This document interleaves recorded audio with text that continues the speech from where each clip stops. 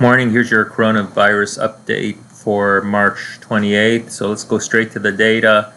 If you look at prevalence per 100,000, Luxembourg is pretty amazing, 248 people per 100,000, followed by Switzerland and Italy. They're all over 100. Spain is over 100.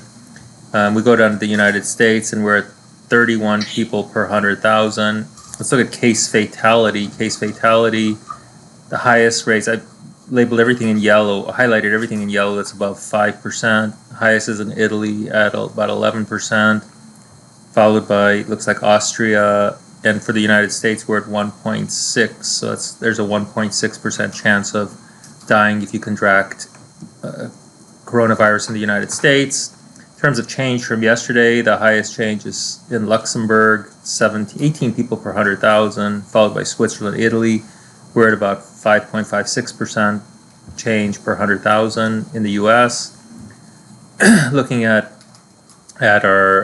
my regular charts, we see there continues to be an increase in the U.S.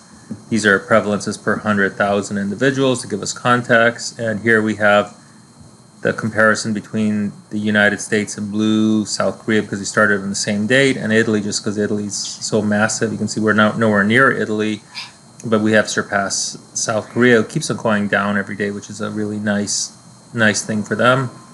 In terms of case fatality, and some of my favorite indicators here, which I think are important, are the proportion of the population over 64, so 65 and above, and hospital beds per 1,000. The problem with the data on hospital beds per 1,000, even though it comes from the World Bank and they try to be as accurate as possible, they don't have every single year, so we can go as far back as early 2000s to get the data. But the good thing about it is it makes for good prediction, right? What's happening now.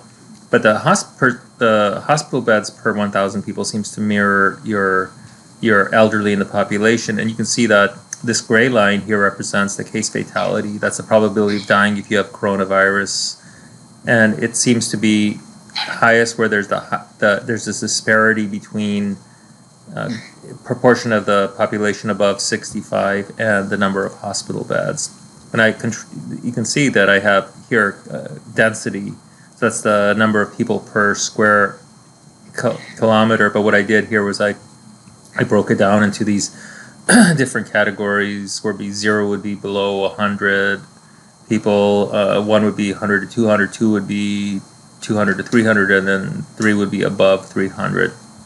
So some really beautiful cases here are, if we look at Germany, for instance, where there are a lot of people above 65. There's plenty of hospital beds, and you can see their case fatality is low. Same with Norway and South Korea.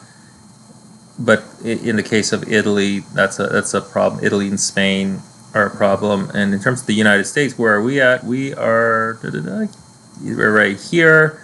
So we're a little bit better off than Spain and Italy, but we're not as well off as South Korea. So that's my update for today. Thank you very much, and have a nice day.